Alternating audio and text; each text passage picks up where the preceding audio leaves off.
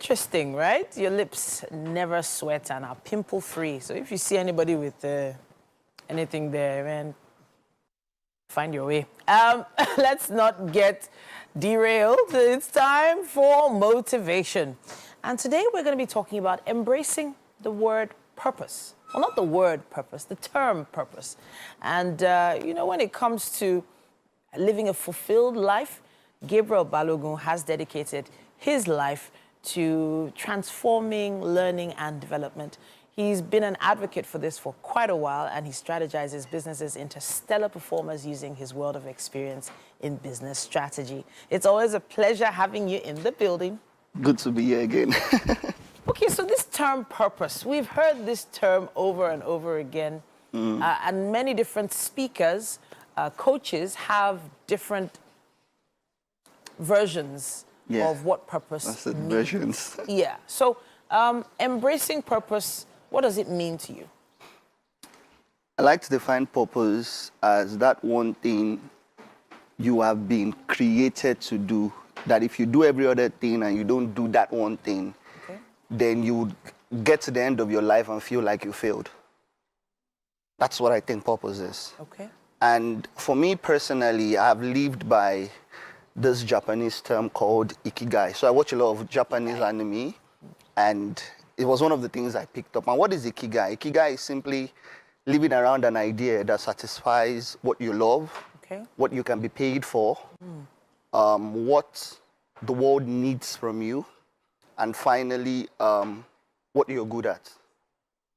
Okay, what you love, what you can be paid for, what the world needs from you, and what you are good at. Okay, so there are three of them that sound sort of simple, but then the one where you say what the world needs from me, it feels a bit more complicated. Could we go deeper into yes, that? So let me share an example of me. I discovered earlier in life, so if you Google my name, Gabriel Balogun, there are two major things that will pop up. First page, second page. One is style, the other one is learning and development. Okay. Now, way back in secondary school, I discovered that I loved style. I could easily put colors together, help people look good. And so I spent a large chunk of my early years trying to build a life around it. But then I went on IT and realized that the world is different. The world sees style as a nice to have and not a must have. So it's not what the world really needs from me for them to give me money, for me to find fulfillment in it. So I discovered that I could also teach and impart knowledge. And then I asked myself, what aspect of the world needs knowledge? And I realized that the world needs to learn every day. The world must learn every day to scale, to evolve, to grow. And so what I did was that I focused my final year in understanding it. So I became really good at it. I discovered how the world needed it, which is learning and development for organizations, for institutions, for individuals. I also discovered that I became very good at it, and I loved it. And so I left school with that idea that I'm going to help people take actionable steps to put their best life and their best work into the world. So my life has revolved around that single idea since then. So it feels like in terms of purpose, some people find purpose and then some people are thrust into it. Yes. Or pushed into it or forced into it. Yes. So I tell people, stop trying to find purpose. Begin to live. Because it's in living you discover. If you're living with this 14, you're discovering, I can do this, I can do this, I can do this. So if you love something, for instance, and you get paid for it, and you're good at it, that's a job. If you love something and you're very good at it, but you don't get paid for it, that's a passion. If you love something and the world needs it from you, but you don't get paid for it, that's a mission. Right? So having to get those four things ticked means that you are now enjoying your life and you are living in purpose. You've discovered that this specific thing I'm doing satisfies these four things. So let's just go with it. And it comes from doing. It doesn't come from, you don't search it out. Or let me say the best way to search it out is by beginning with the very first thing. If it satisfies the first two, keep at it. You may eventually get the third or fourth one covered.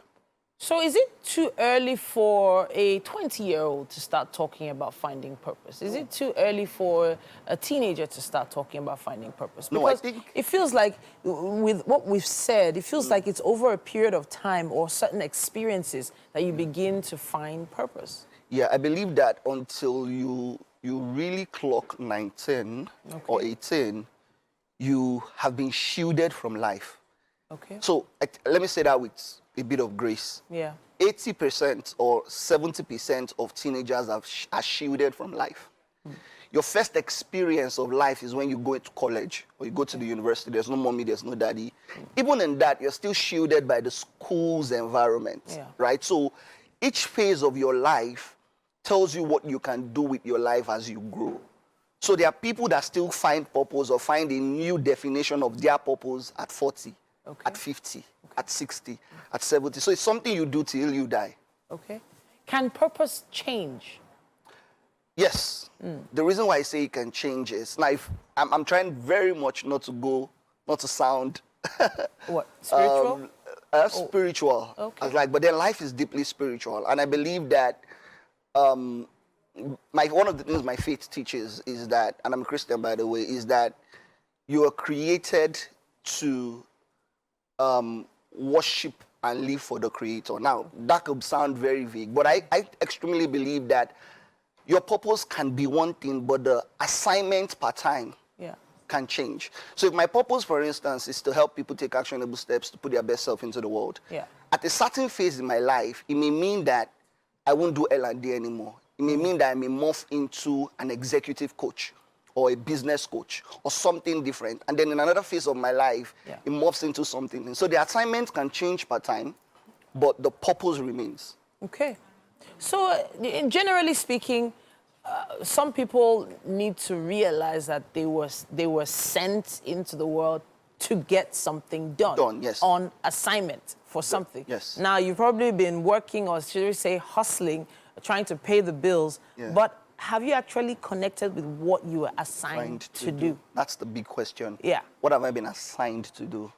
What version of humanity have I been assigned to? What aspect of human life have I been created to help? Okay. We would not have fast cars or cars running on battery if Elon Musk never took up that assignment.